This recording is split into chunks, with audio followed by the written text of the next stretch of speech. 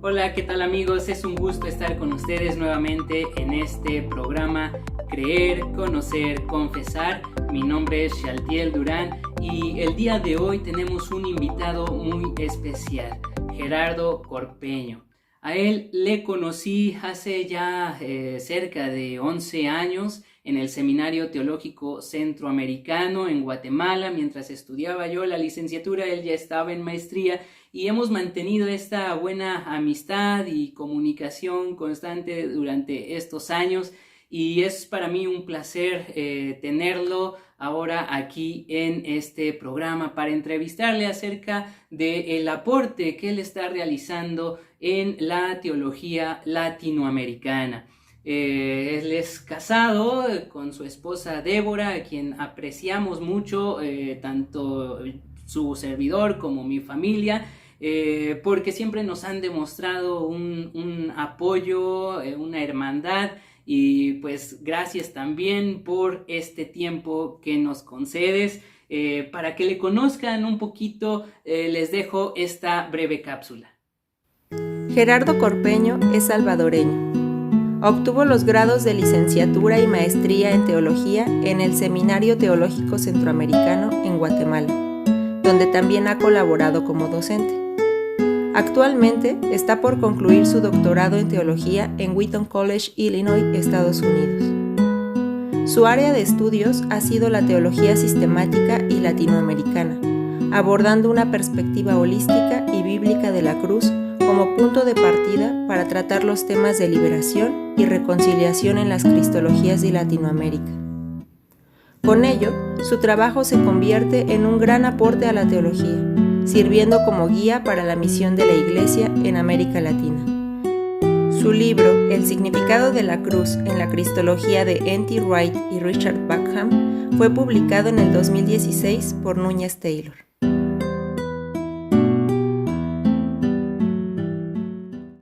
Gerardo, bienvenido. Muchas gracias por tu tiempo para esta entrevista en el programa Creer, Conocer, Confesar. Te agradezco por el tiempo, por la disposición y bueno, pues quisiera comenzar esta entrevista con un poquito acerca del libro que has escrito, quizá comenzando por estos dos autores, ¿no? Que son un poquito desconocidos en Latinoamérica, aunque su influencia en la teología mundial pues es enorme. Bueno, gracias en primer lugar, Shell, un gusto y privilegio estar en este programa, en esta iniciativa nueva que emprendes y poder ser parte de esto. En cuanto a tu pregunta, sí, esto fue en 2016. De hecho, este libro, El significado de la cruz, la cristología de N.T. Wright y Richard Bauckham, fue mi tesis de maestría de MTH en CETECA.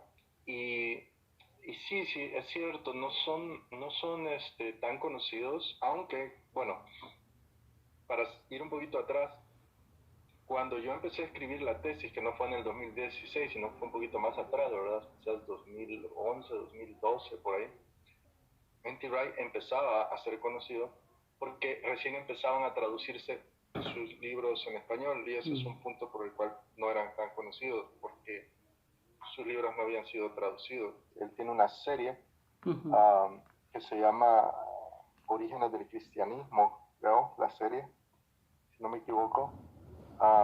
Y son, bueno, ahorita ya son como 5 o 6 tomos, pero en aquel entonces eran 3 tomos.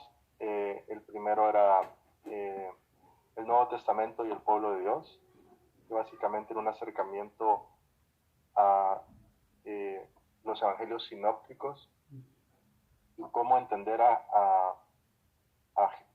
de alguna manera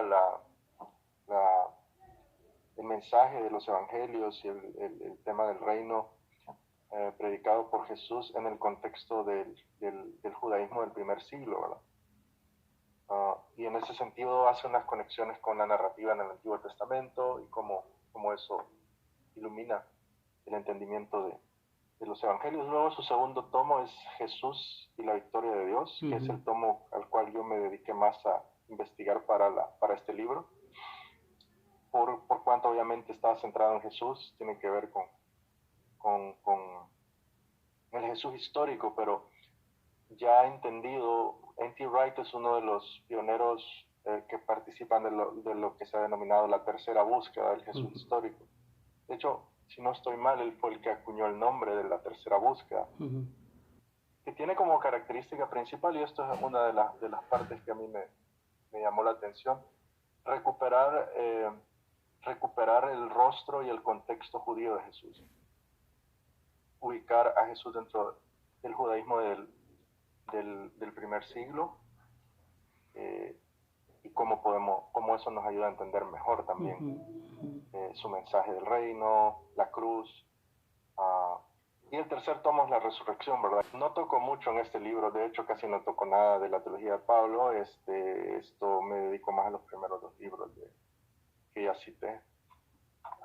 Y con Bauckham, Richard Bauckham, quizás él es menos conocido todavía, diría yo. Aunque tiene un librito pequeño que fue el primer libro que yo tuve contacto, y es el libro principal que uso en el libro, emulando al título del libro de Moltmann, el famoso libro de Moltmann, de Dios crucificado, y le pone como subtítulo Monoteísmo y Cristología en el Nuevo Testamento. Básicamente rompiendo y refutando toda la teología evolucionista liberal, ¿no? Que creía en que la iglesia primitiva adoró a Jesús como Dios. La adoración a Jesús como Dios fue muy tardía. Y él dice que no, él dice fue muy temprana y no hubo tal evolución en realidad. Tampoco fue por influencia del helenismo o de las filosofías griegas, y él va a refutar todo esto. Por supuesto que él no es el único. Hoy en día él está en buena compañía, diría yo, con otros eruditos como Larry Hurtado, Gordon Fee, el mismo N.T. Wright en una manera diferente. Pero esto es algo de lo que trata ese libro, aunque yo en mi libro me centro más en la otra parte, que es cómo en la cruz, va a decir él, Jesús, él trabaja una categoría que es importante, que es la identidad de Dios. Él dice que si queremos hacer justicia a la narrativa bíblica, es mejor usar la categoría de identidad de Dios que otras categorías más ontológicas y filosóficas que van a aparecer posteriormente. Y él dice de que si entendemos esta categoría de la identidad de Dios, que básicamente es que el Dios de Israel es creador y Señor, y se da a conocer por medio de sus actos, de sus acciones en la historia de su pueblo, y mediante la manera en que se relaciona con su pueblo. Y él va a decir de que todas estas características, sobre todo estas características de Dios como Señor, creador, soberano, los autores del Nuevo Testamento van a describir a Jesús con las mismas características, incorporándolo así dentro de la categoría de la identidad de Dios. La parte que a mí me interesaba más era la implicación que tenía la cruz, porque él, siguiendo a Moltmann, obviamente, Bauckham, por cierto, no es casualidad, ¿verdad? El título de su libro, Dios crucificado, recibió una influencia muy fuerte de Moltmann. Y es interesante esto porque a veces no nos ponemos a pensar que tanto Bauckham como N.T. Wright no son teólogos en sí mismos, son más biblistas. Aunque tienen una gran sensibilidad teológica ambos. Claro. Y una de las cosas interesantes de Bauckham es que él va a llevar, digamos, tiene la impronta teológica de Moltmann, pero lo va a poner en categorías no tanto teológicas en sí misma como Moltmann lo haría, sino en unas categorías, podemos decir bíblicas del Nuevo Testamento, pero dentro de lo que se ha llamado el judaísmo del Segundo Templo, y cómo realmente eso se entiende. Entonces él avanza la tesis de una manera quizás con más poquito más de investigación histórica, podemos decir, Ujú. un poquito más de peso histórico, pero con la intuición original que ya veíamos en Moltmann en su famoso libro Dios crucificado. Básicamente lo que Moltmann decía y Bocan va a reafirmar es que si si Jesús viene a revelarnos quién es Dios, eso también tiene que ver en la cruz, porque la cruz va a decir Bocan, haciendo eco de Moltmann, la cruz va a ser el lugar por excelencia donde el Dios de Israel se revela como nunca antes. Entonces, ante la pregunta quién es Dios y cómo es Dios, tenemos que atender a la cruz, ¿no? Claro. Para responder esa pregunta, básicamente. Sí. Pero creo que ya me alargué mucho. No, y creo que es bueno tener este panorama, ¿no? De cómo el pensamiento y las propuestas de estos autores van impactando no solamente la academia, ¿no? Sino también hacia algo que has venido trabajando, ¿no? Que es su implicación en la misión de la iglesia. Sí, sin duda. Y yo diría que esa fue una de las cosas que siempre han estado en mi mente, en mi pensamiento, cómo romper, digamos, ciertas dicotomías que me parece que vienen heredadas de la modernidad. Hay muchas dicotomías que hemos heredado de la modernidad y quizás para el tema que estamos hablando, estos dos autores, sobre todo N.T. Wright, pero también Boca, me ayudaron a romper estas dicotomías. Por ejemplo, lo que está diciendo Iglesia, Academia, una de ellas. En el caso de N.T. Wright, él es erudito del Nuevo Testamento, de mucho rigor, pero al mismo tiempo ha sido obispo, anglicano, pastor, un hombre de iglesia.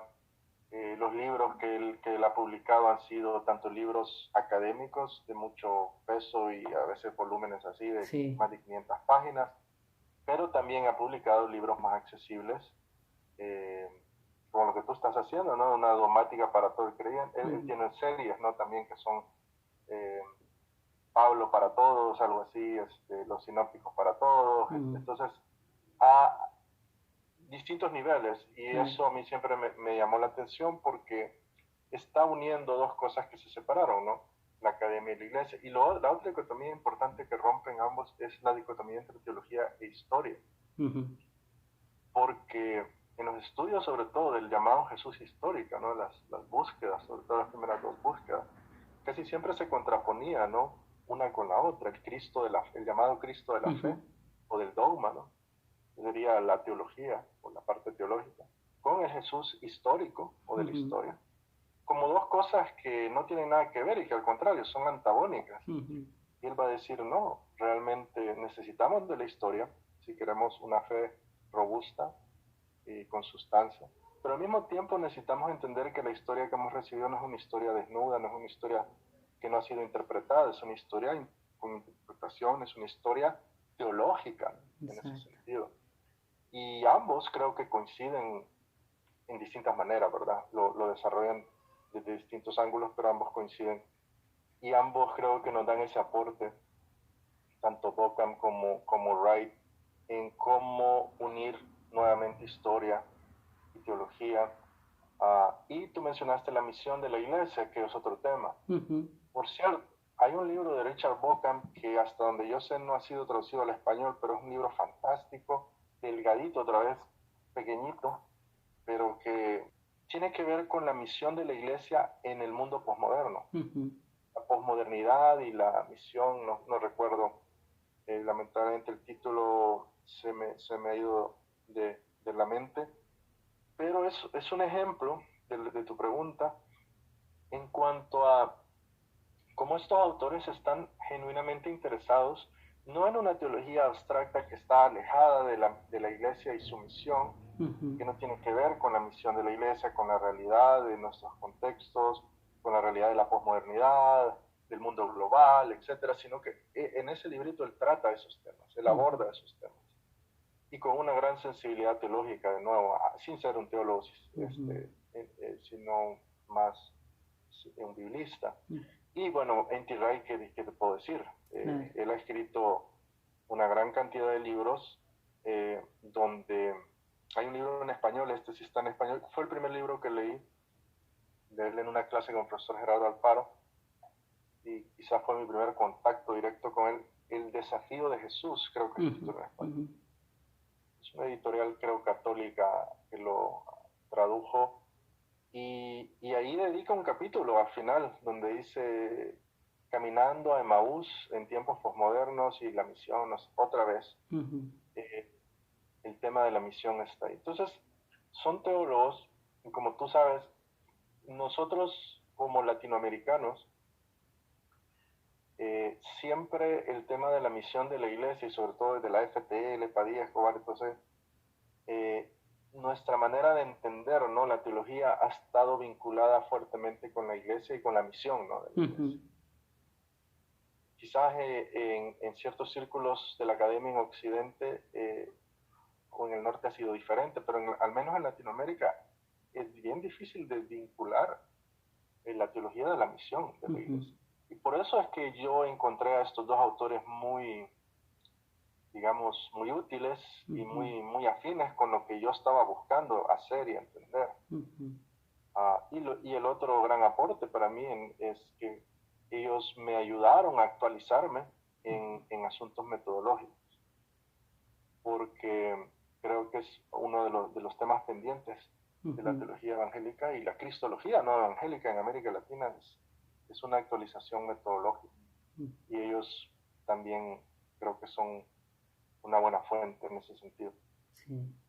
Sí, y es interesante quizá partir, ¿no?, de esta exposición que presentas en tu libro como una introducción, ¿no?, a la obra de cada uno de estos, y poder dar también ese salto considerando pues una panorámica amplia, pero con una óptica muy sensible desde tu estudio, desde tu trabajo como latinoamericano, ¿no?, que ese es también algo que hace mucha falta, pues el aporte auténticamente latinoamericano, ¿no? Es bueno y necesario conocer las obras de estos pues grandes biblistas, teólogos europeos, pero quizá con esa perspectiva auténticamente latinoamericana, ¿no?, que nos ayuda a ir, bueno, filtrando, o si no, es la palabra quizás sí conectando, ¿no?, con nuestro propio contexto. Y bueno, pues eso es parte también de este gran aporte en tu libro. Si me permites tantito, vamos a un anuncio y regresamos. Hola, ¿qué tal? Es un gusto para mí invitarles al curso que tendremos próximamente sobre el Nuevo Testamento. Allí abordaremos 3 aspectos importantes. El primero de ellos es el contexto sociocultural y literario de los textos.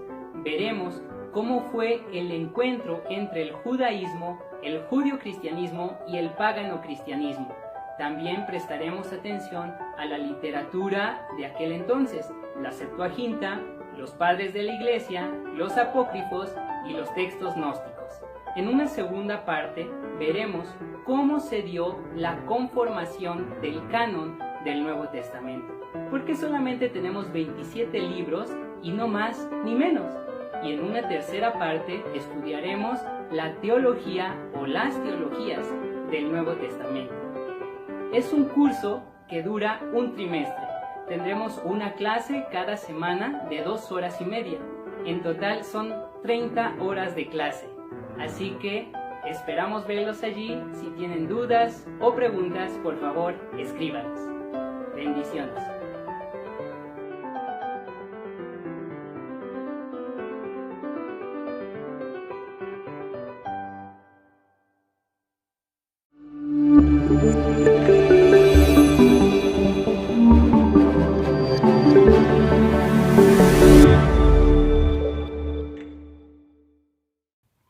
Bien, pues regresamos aquí a Creer, Conocer, Confesar. Estamos en la entrevista con Gerardo Corpeño, teólogo salvadoreño, latinoamericano. Actualmente está concluyendo ya sus estudios de doctorado. Tengo entendido también que estás tratando los temas de liberación, reconciliación y nuevamente, ¿no? En el contexto latinoamericano, si nos quieres hablar un poquito al respecto. Sí, gracias, Shell. Bueno, primero gracias por eso de concluyendo. Me animó mucho a escuchar esa frase porque en realidad no estoy concluyendo, pero por fe. Exacto, exacto. Estoy un poquito más de la mitad. Excelente, excelente. Ya escribí el primer capítulo, ya lo envié al asesor, ya recibí sus recomendaciones, ya eso es un primer paso y la meta es empezar ya en enero a escribir el segundo o hacer el trabajo de investigación.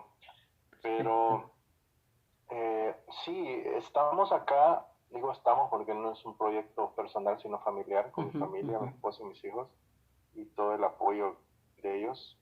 La idea original del libro, de la tesis de maestría, era incluir a un tercer interlocutor precisamente que viniera de América Latina, una voz latinoamericana, un teólogo. Y era Juan Sobrino, el teólogo jesuita de la liberación.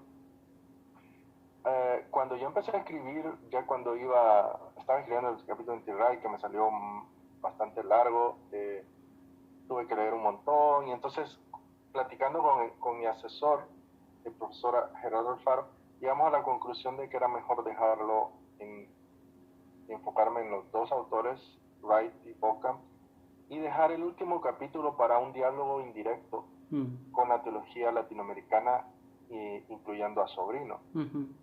Incluí otra gente también del lado evangélico, por supuesto, del lado de la llamada teología contextual, la FTL, ¿no? Farías, Escobar, Núñez, otros. Pero principalmente Sobrino. Entonces al final, en el último capítulo, yo interactúo un poquito con él. Pero obviamente no le pude hacer justicia en sí mismo a su propio pensamiento, pues de alguna manera estoy pagando esa deuda acá, digo pagando no como una carga, sino como algo bueno. Claro. Porque ahora mi principal interlocutor resulta ser que es él, de la tesis doctoral, un teólogo jesuita, liberacionista, español, pero que ha vivido y se ha nacionalizado como salvadoreño, ¿no? Ha vivido en El Salvador. Sí, de hecho, ahora que lo mencionas, ¿no? Me acuerdo, pues, una de las frases precisamente de John Sobrino en cuanto a Jürgen Moltmann, es que hay que salvadoreñizar a Moltmann, ¿no? Él tiene esa frase por ahí en alguno de sus libros, que me parece interesante porque también, bueno, venimos viendo lo de Ockham, ¿no? Con Moltmann, entonces hay conexión ahí que también ya está, ¿no? Presta la mesa para este diálogo. Claro, y eso es uno. Entonces, justamente el segundo capítulo va a versar sobre eso, ¿no? Que tengo que empezar, estoy por empezar a escribir el diálogo entre ellos dos, pero estoy incluyendo a otro interlocutor que no dejo a Ockham a un lado, y estoy incluyendo a otro interlocutor que lo descubrí casi por accidente, ¿no? En mi tesis de maestría. Es un teólogo croata, sí es teólogo, no es biblista, Miroslav Volf. Volf, ok. Y él tiene un libro particularmente que tiene que ver con temas más con el tema de reconciliación, pero sí también con liberación un poco, o interactúa también con los teólogos de la liberación de alguna manera. En su libro Exclusión y Abrazo, creo que no ha sido traducido aún al español lamentablemente, pero es un libro ya tiene sus años, pero hasta la fecha creo que, en mi humilde opinión, sigue siendo el mejor libro de él. Curiosamente, hace poco él acaba de relanzar una nueva edición del libro, con una nueva introducción y con un epílogo de 50 páginas. El único concepto, o uno de los dos, que revisa, tiene que ver con tema de la justicia, social. Y ahí se acerca más todavía con algunas de los postulados de Sobrino. Así que este va a ser otro interlocutor. Ahora, ¿por qué ¿por qué la reconciliación? Bueno, yo vengo de El Salvador, mismo país en el que Sobrino decidió hacer como su hogar por muchos años, que como tú sabes vivió una guerra civil en los 80s. Sobrino mismo estuvo implicado, ¿no? Digo, de manera como teólogo, su mejor amigo, Ignacio Yacuría, fue asesinado en la famosa masacre, ¿no?, de los jesuitas en la UCA. Él estaba de viaje y digamos que se salvó, ¿no?, porque estaba de viaje, pero este es parte de la historia, ¿no?, de mi país, y luego de la posguerra, de los acuerdos de paz, después de la firma de los acuerdos de paz. Toda la etapa de la posguerra siempre ha seguido siendo un país muy convulsionado por la violencia. El tema de las maras, pero no solo las maras, sino como sociedad. El tema de la violencia es un tema muy fuerte, ¿no? Y a mí me preocupó, me llamó la atención decir cómo podemos actualizar de alguna manera la agenda y articular una teología evangélica, bíblica, que responda a los reclamos de justicia social, que pueda ser integralmente liberadora, auténticamente liberadora, pero que también incluya dentro de esa auténtica liberación, que incluya la reconciliación social entre grupos seres humanos. Y ahí es donde encontré a Wolf un autor interesante. Y Sobrino, aunque no ha escrito mucho, para ser honestos, sobre la reconciliación en sí mismo, tiene algunas alusiones. Creo que bueno, esto es otro tema, ¿verdad? Pero un paréntesis es, él como tantos otros teólogos de la oración, es muy reacio a usar siquiera la palabra reconciliación por razones justificadas, porque el término de reconciliación ha sido un término mal usado y abusado, ¿no? Sobre todo en discursos políticos. Y sigue siendo el caso en El Salvador, es el ejemplo. Para aprobar leyes de amnistía, ¿no?, que es tipo de borrón cuenta nueva, y no juzgar, ¿no?, los crímenes perpetrados, todas las cosas del pasado, quedar sepultado, pero que no hay reclamos de justicia. Sin embargo, creo que hoy en día hay muchas voces y propuestas de distintos lugares, ¿no?, como el caso de Ruanda, Sudáfrica, el caso del apartheid, Israel, Palestina, el conflicto que sigue.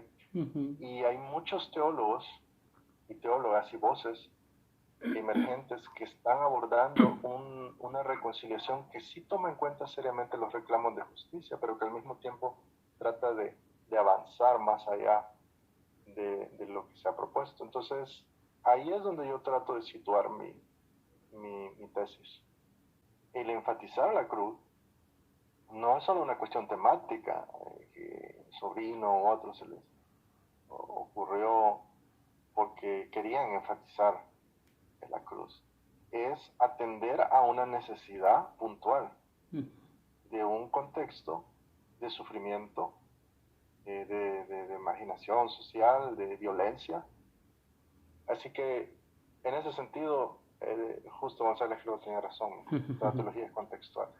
Sí, sin duda, y esto precisamente, ¿no?, pues nos ayuda a pues hacer frente a las diferentes situaciones, ¿no?, que se van presentando, y con un fundamento sólido, ¿no?, un fundamento bíblico, que nos ayudan a abordar estos temas, ¿no?, del dolor, del sufrimiento, la violencia, la pobreza, que permiten, ¿no?, que la iglesia pues cumpla así su misión, ¿no? Quizá una última pregunta que me gustaría hacerte, precisamente, ¿no?, a partir de esto, es ¿cuál es, en tu opinión, el mayor reto que tiene la iglesia en Latinoamérica considerando precisamente el tema de la cruz, ¿no? ¿Cuál sería el mayor reto que tiene la iglesia? Bueno, no sé si el mayor, ¿verdad? Puede ser que hayan varios, pero relacionado al tema, como tú dices, de la cruz, yo plantearía que uno de los retos muy, muy importantes tiene que ver con cómo la cruz nos redefine, por un lado, el concepto de poder. Si es cierto que el Dios cristiano es el Dios, como dice Filipenses, ¿no? 2, que se despojó a sí mismo, que no escatimó el ser igual a Dios como algo que aferrarse, sino que descendió, ¿no? Y se humilló hasta lo sumo, hasta morir, haciéndose obediente hasta morir en muerte de cruz.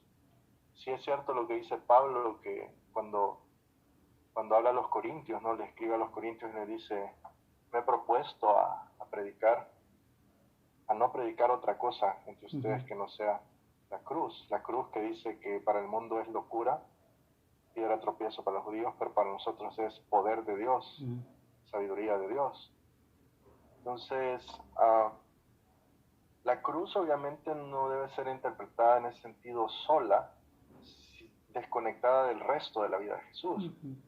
La cruz es un resultado también de una particular forma de vivir de Jesús, de una forma de vivir que se identifica con los pobres, con los marginados, con los oprimidos, ¿no? con los débiles, pero también es una forma particular, una postura, una actitud de no violencia, una tercera vía, ¿no? Una tercera vía entre los celotes, por un lado, los grupos revolucionarios de la época, y los herodianos o los saduceos, ¿no? Que eran los que estaban haciendo componendas con el poder, ¿no? Con el poder romano.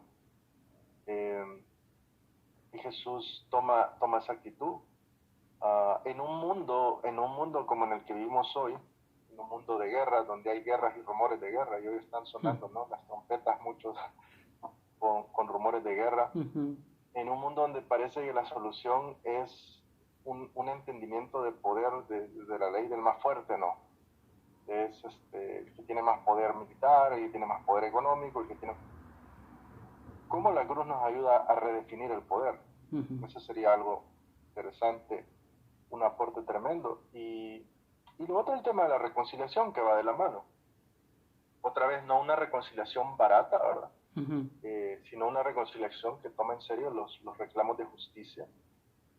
No una reconciliación que no tiene memoria tampoco histórica, que dice borrón cuenta nueva y olvidémonos, sino que realmente expone y dice las cosas como son y por su nombre. Pero sí, sí algo que nos lleve a, en un mundo tan polarizado, política, socialmente, religiosamente, no tan dividido, tan polarizado, cómo esto, el mensaje de Jesús en general y la cruz en particular nos ayuda a repensar el tema de la reconciliación, el tema del amor al enemigo, como dijo Jesús en el Sermón del Monte.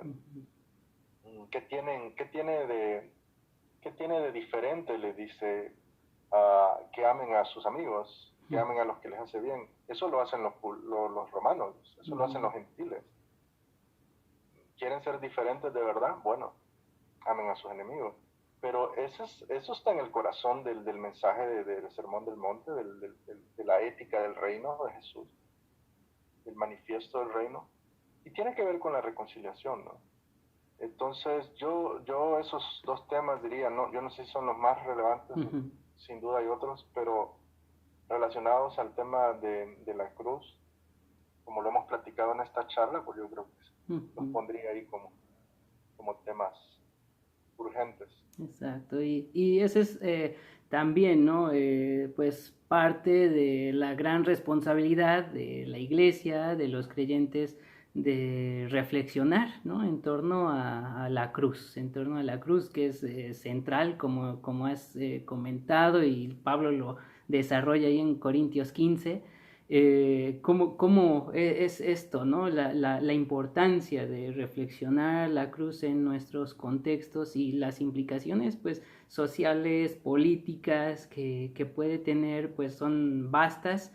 Y de ahí también la importancia de aportes como teólogos de tu talla, ¿no? Que están presentando esta información tanto en la academia como en la iglesia, ¿no? Y necesitamos entonces pues zambullirnos a esta rica teología, conocerla, ¿no? Perdón que te interrumpa. No, adelante. Mi sueño sería poder escribir un libro como los que tú escribes para todo creyente, ¿no? En el sentido de que comparto esa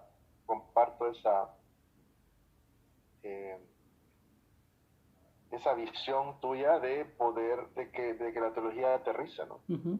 Aterrice en la vida de la iglesia, en un lenguaje que sea accesible para todo, que quizá que sea pertinente también, ¿no? A las realidades que hemos comentado. Así que, bueno, que el Señor nos dé salud, nos dé sabiduría para primero terminar esta tesis, ¿verdad? Porque sí. tenemos que terminarla. Sí, no, pues muchas gracias, Gerardo, por tu tiempo, por la disposición nuevamente y pues por el aporte que ya estás realizando, ¿no? Y que pues esperamos en un futuro poder pues conocerlo a mayor detalle, quizá ya en algo publicado, ¿no? Por allí, sería muy bueno. Y pues dejo también el espacio abierto, ¿no? Para que continúes teniendo estas charlas con nosotros aquí en Creer, Conocer y Confesar.